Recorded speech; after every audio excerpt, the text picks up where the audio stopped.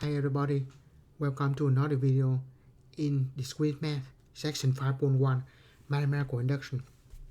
So mathematical induction is a way to prove using that we assume that the statement is true for one, and then we will show that if it is true at a step, it will prove to the next step. Right, let's go to the principle of mathematical induction. Right, suppose that we climb the ladder like this, and we can climb on the first one. And if we can reach a particular run of the ladder, then we can reach the next one. Meaning that if we can step on the first, he can go to second.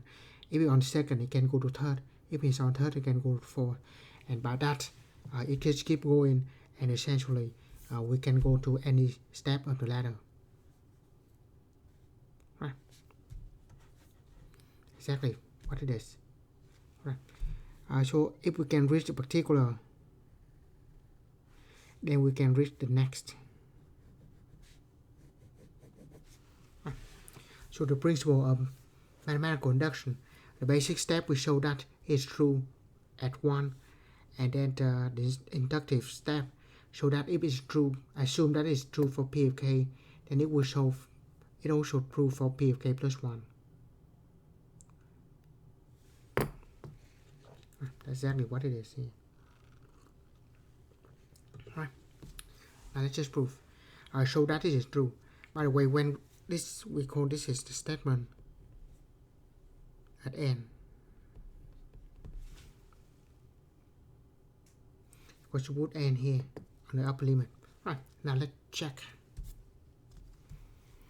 Step 1. I just do it exactly like the book would do. So the basic step, we let n equal to 1.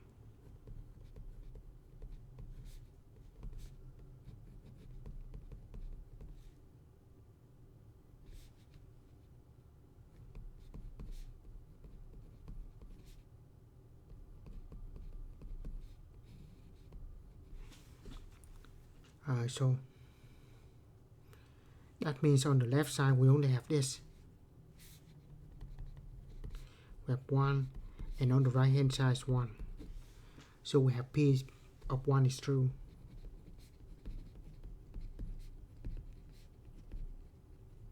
So that is the first step. We show that p of 1 is true. Next is we assume that is true for k, need to prove for it's true for k plus 1. So they call the inductive step.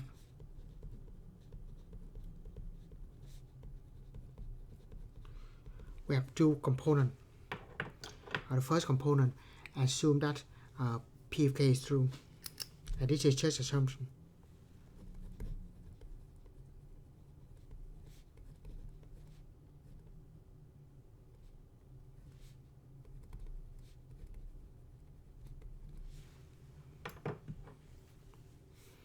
So that means p of k is the summation from 1 to k.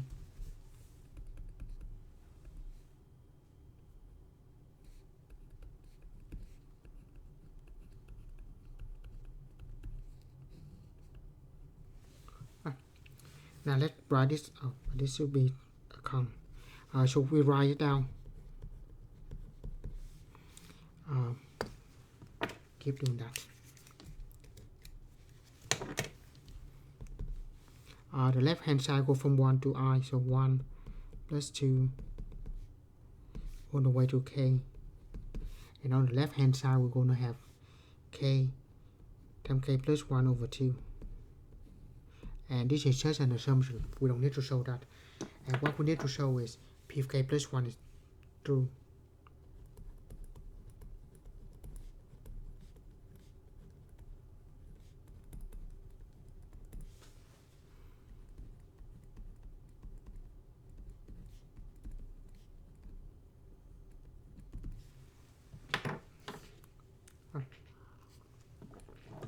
Meaning we need to show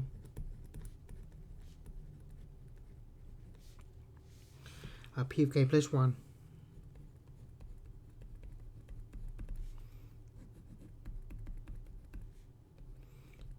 put k plus 1 of I,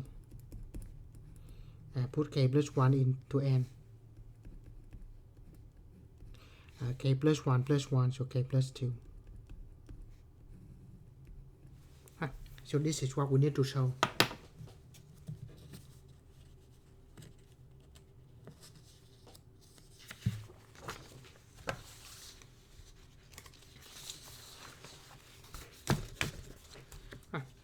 So to prove that, usually we go from the inductive assumption. So we know that is true.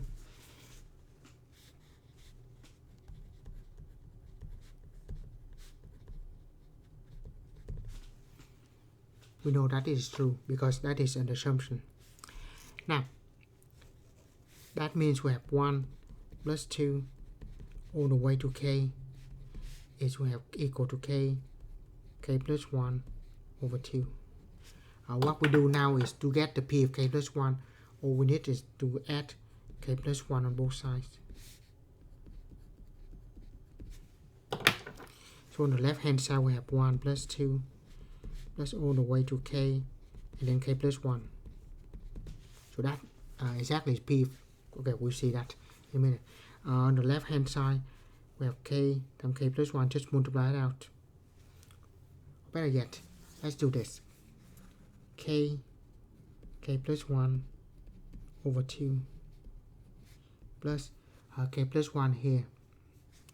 I'll multiply k plus 1 top and bottom. Multiply top and bottom by 2.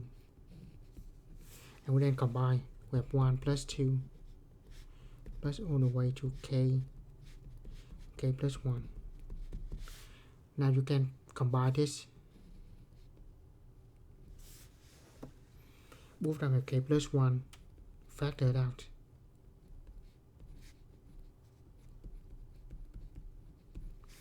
And of course you can see that this is exactly is the k plus 1, or p of k plus 1.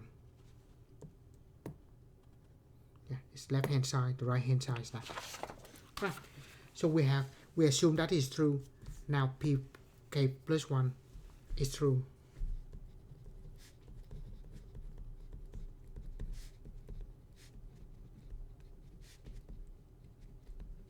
Right. So that's what we need to show. So that's it. Usually we work from the step of the inductive, the assumption, and then we prove that to the next step. Right. But the picture of the dominoes falling, the first one through and the next one through, that's what we need to show. Right. So this one, I'll make a conjecture about the sum of the first n positive odds.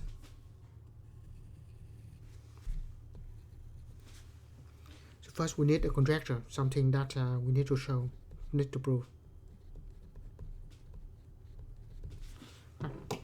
So if we have 1, it will be 1. Now if we add 2, the first 2 odd integers, 1 plus 3 is 4. Then add 3 of them is 9. 1 plus 3 plus 5 plus 7, that's 16. Now it looks like that it will end up being a square, right? 1 square, 2 square.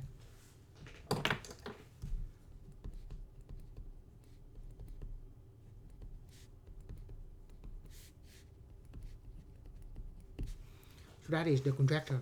The sum of the first n positive integers is equal to n squared.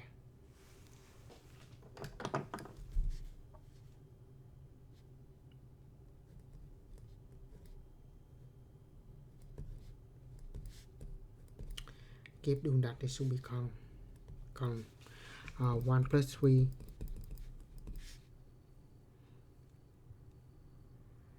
all the way to the first n positive integers.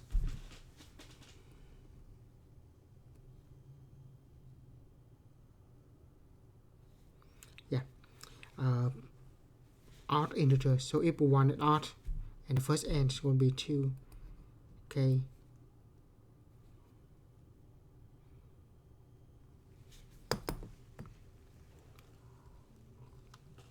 to be minus 1 or plus 1. Let's see. The first one we only have 1. The second one is going to be 1 and 3. So 1, put 1 in here. Put 2 in here. 2 times 2 minus 1, 3. And then this is 2 times 3 minus 1. So that is the left hand side, and the right hand side is equal to n squared.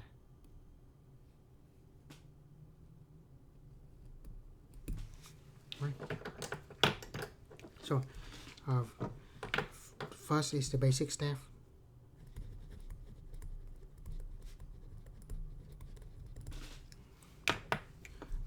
P1, which is 1 equal to 1 square. So this is true. The next step is the inductive step.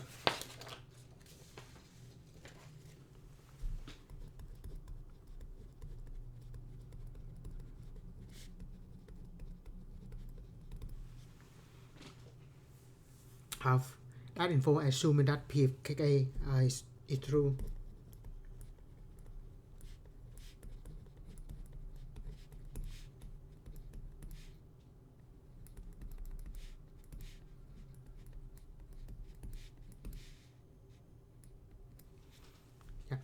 So we assume that it's true. This is just an assumption. Now we need to show that P of K plus 1 is true.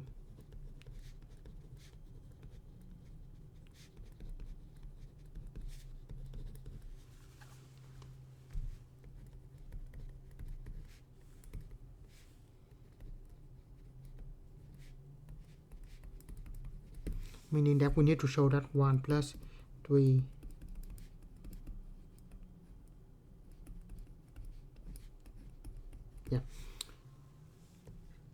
so we're going to add one more to it. So instead of k, there's k plus 1, and when we have this, we have n plus 1 squared.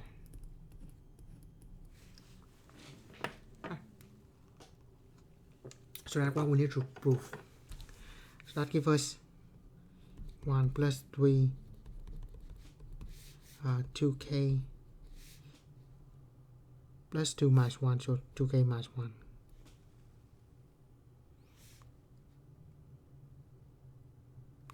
K plus 1, sorry. And the right hand side is n plus 1 square. So we need to prove this. Usually, by the way, n plus 1 square, if we multiply it out,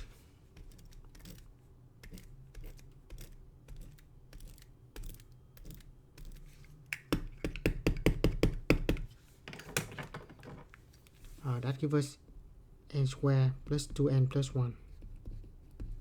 Yeah. We multiply it out. Left hand side is this, right hand side is this. So we assume that is true. Now we need to show that's true. All we need to do is just add something on both sides. As you see, from this to that, the difference we're going to add 2k plus 1. Just add into it. So we start with 1 plus 3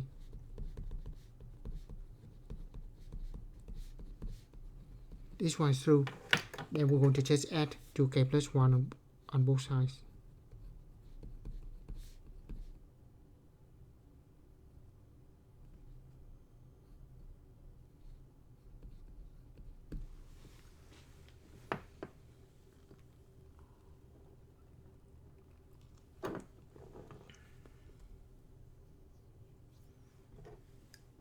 I'm sorry. This should be n from the beginning.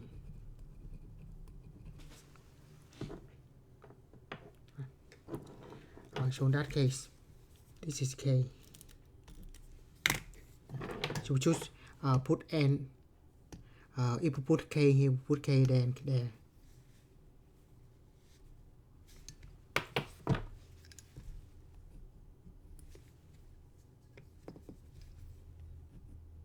K. Sorry about that. So this is k squared.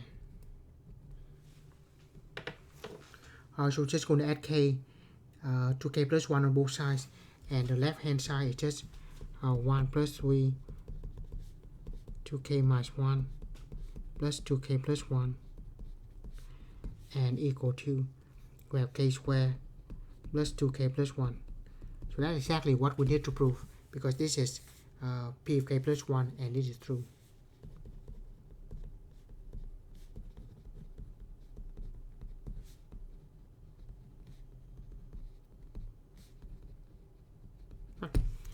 So we have this one is true. Now just add 2k plus 1 on both sides, and that of course the right hand side, left hand side. So that's what we have.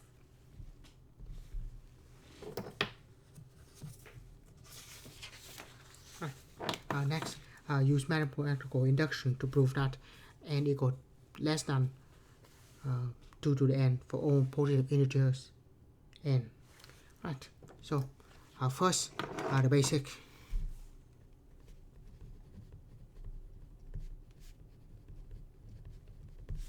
And we're going to call this p of n. We need to prove p of 1. We're going to put 1 in for n.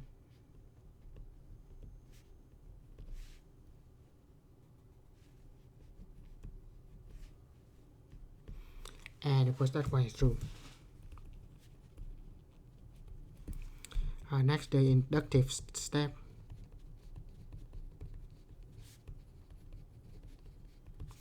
We assume p of k is true.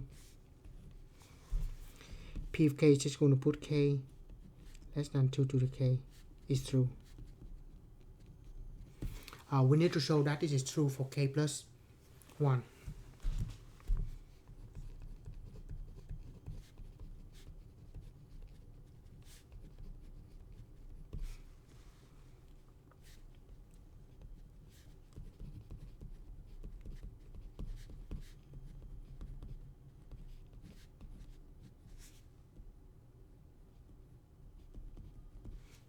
Yeah, just put k plus 1 into that statement, and it should start doing that.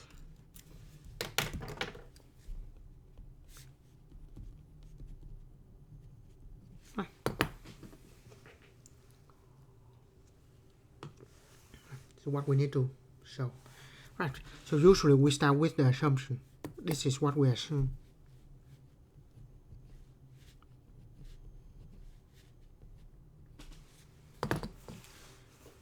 Sorry, that's what we start with, p of k.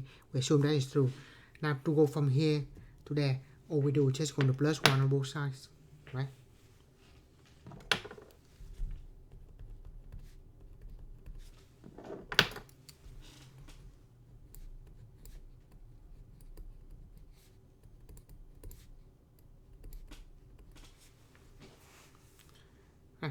Now, think about this. If this is the case, k plus 1 is going to be less than 2 to the k plus 2. If it's less than 2k plus 1, it's going to be even less than 2k plus 2. If you replace this by 2, that one is still whole. Right?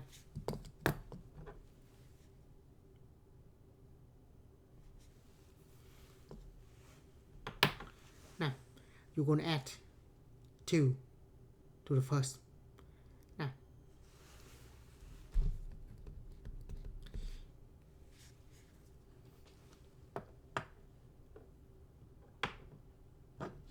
or I would write like this. First, it would less than 2k plus 2. Now, even less than 2k times 2 will give us 2k plus 1, and that's what we need to show. So this is true.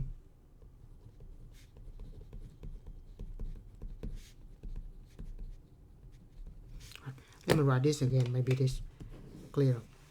So we start with k less than 2 to k. Let's do that. I'm just, actually that is the proof. It's good enough. Now I just need to alternative proof.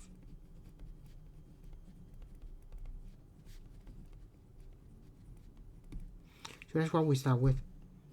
Now, if we're going to add 1 on both sides, it's perfectly fine. Now, if you add 2, it's even better. Now, if you have a number, you add 2 when k is bigger than 1. And then if you multiply by 2, because that will be even bigger, right? So that, just write the trend here.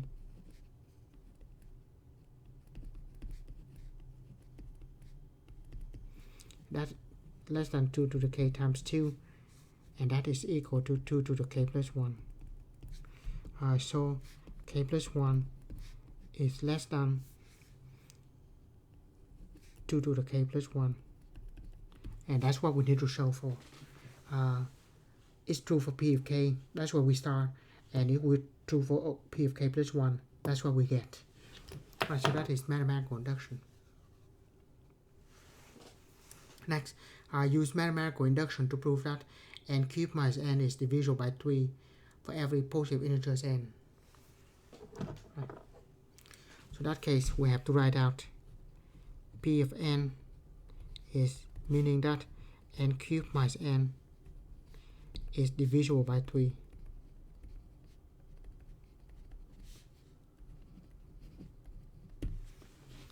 Right, so that is the statement. Now, let's check for n equal to 1, or the basic step.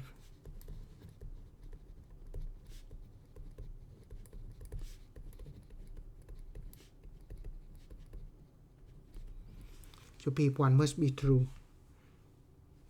We don't know that. Just right, because when p equal to 1, we have 1 cubed minus 1, and because that is divisible by 3. Because that is just 0. So that check. Now the first step is good. It's true for 1. Next, the inductive step.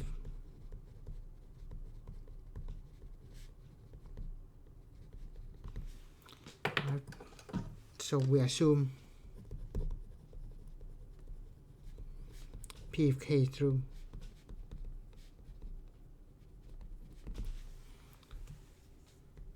Meaning that p of k is equal to k cubed minus k is divisible by 3.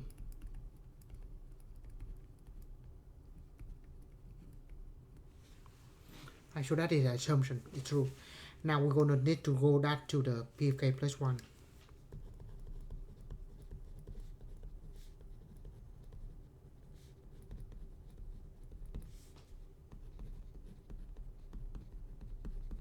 Now put k plus 1 in here.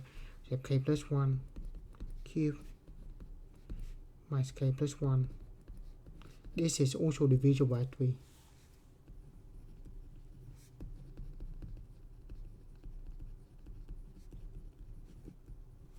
Right.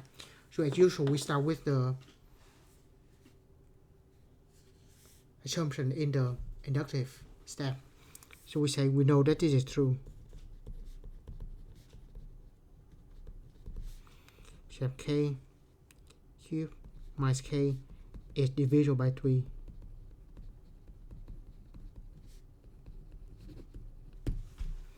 Now we need to show the p of k plus 1.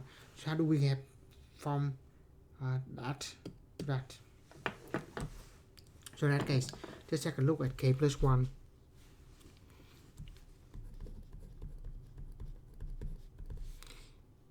I just ignore that. We start with k plus 1 cubed minus k plus 1. Is it divisible by 3? Right, let's see. I'll multiply this out.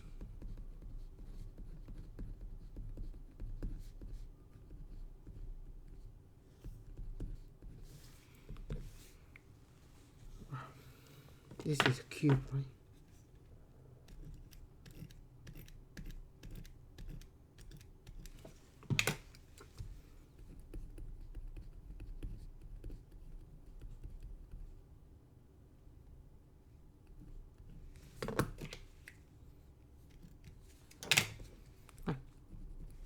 So that is p of k plus 1. So we're going to write, actually not yet. We don't know if this is divisible by 3 yet.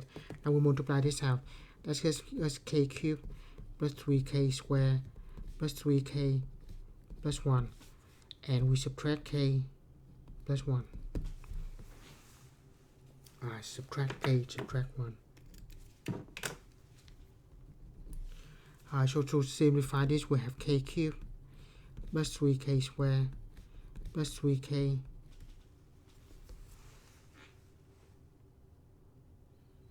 the 1 cancel out, and 3k minus k is 2k.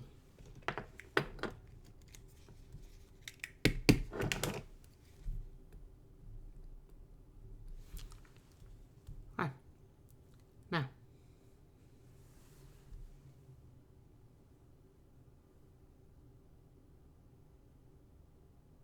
okay, this one actually is much better to keep the 3k than minus k. Now what we do now is, if we group the k cubed and the minus k together,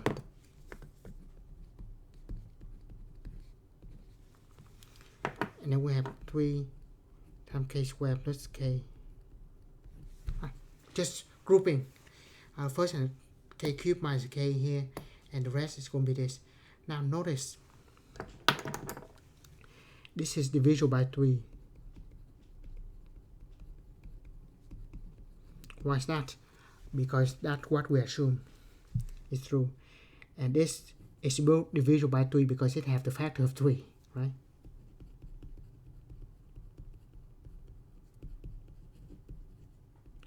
So that means k cubed minus k is divisible by 3, or the p of k plus 1 is true.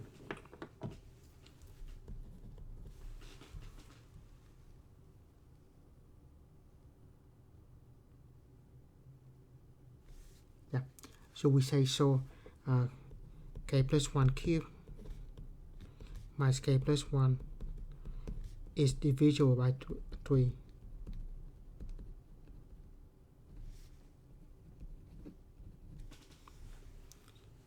Meaning p of k plus 1 is true.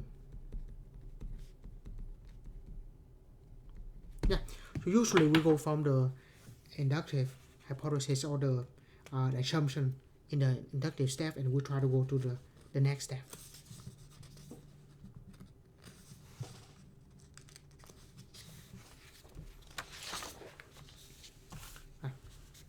So prove that for any arbitrary non-integer k, there will be 2 to the k subset.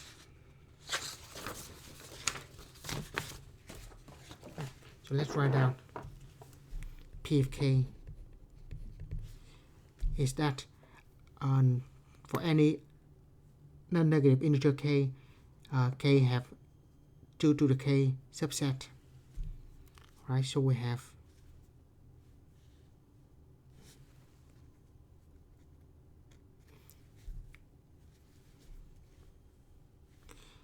2 to the k subset. Let's use n.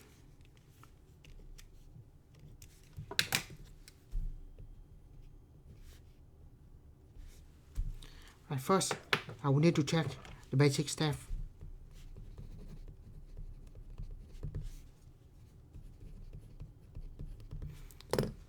So,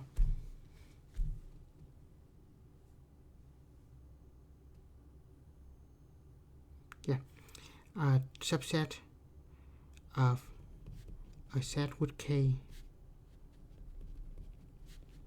element. Right. So here p of 1, we say that 2 to the first, so that 2 of a subset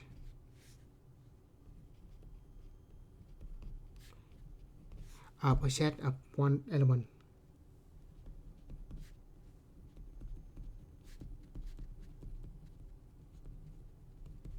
Right. Now this is easy to show, because if we have the set, let's say the set of 1 element, so we have the set 1 here, so there will be 2 subset of it, meaning the empty set is the subset itself, and the subset itself is the subset to itself. I don't know why I write that, but this is totally off here. Sorry. Okay. And we'll have A equal to the set of 1, then the empty set is subset of A, and A is a subset to itself. So there are two sets, empty and 8. So this is check, because the set of 1 element, there's 2 to the first subset. So there are 2 subsets.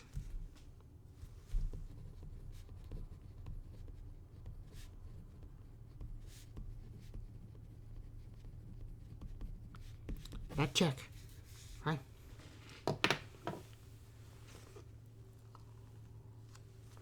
Now, the proof.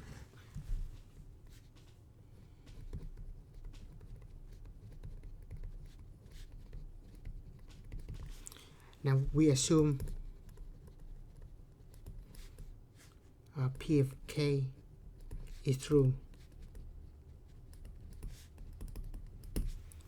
meaning that there are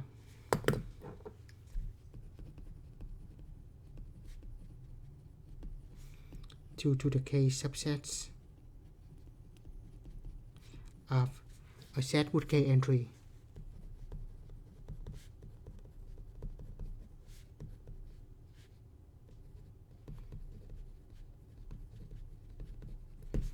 With K element. Now what we're going to do is need to show that P of K plus 1 true.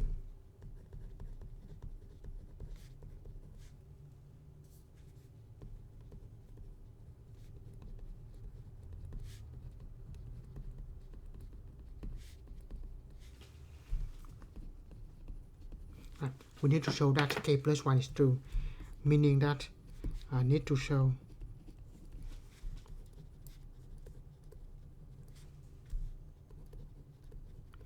that they are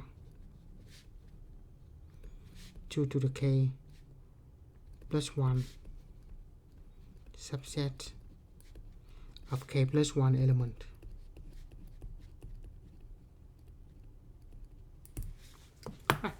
Now this is a little bit less obvious, but the proof will be as follows. Right, so we assume that is true, and we go start with that. So we start with P of K is true.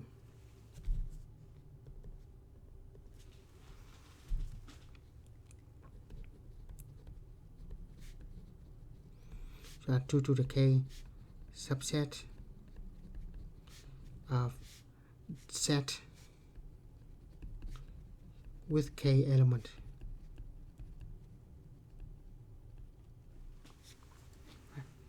So now we do it just, what if we get one more element? Right, think about this. We have, if I write that as a set, the 2 to the K of them. And then if we add one element, be that. Right. So pretty much we go back to the result. We look at 2 to the K, and we're just going to add one more entry in it. So either it is in here or not.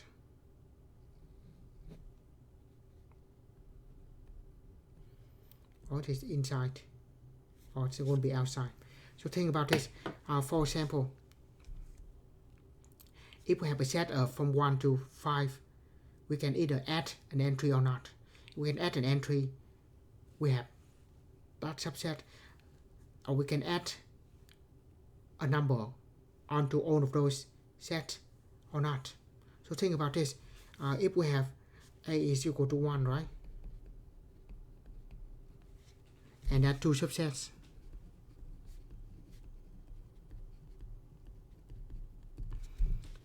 Is equal to the itself set and an empty set. Now, if we go to 2,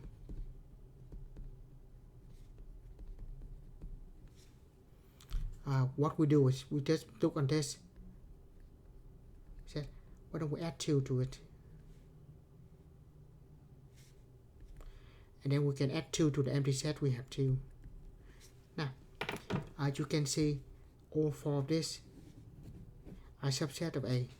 Right, so that's how we add. That's how we do. We look at the subset of that, and we're just going to add 2, the new element, to every set, or we're not adding any set. If we don't add any the 2 in, we still have those. So the only result, now just add 2 to it, we have the same amount. So that's why this method, if we have 2 to the k, we're going to multiply by 2, because one copy of it have an extra 2, and one copy of that have no extra 2. So that's why this is true with 2 to the k plus 1. So either is it in the set or not. So there are 2 times 2 to the k, which is 2 to the k plus 1, subset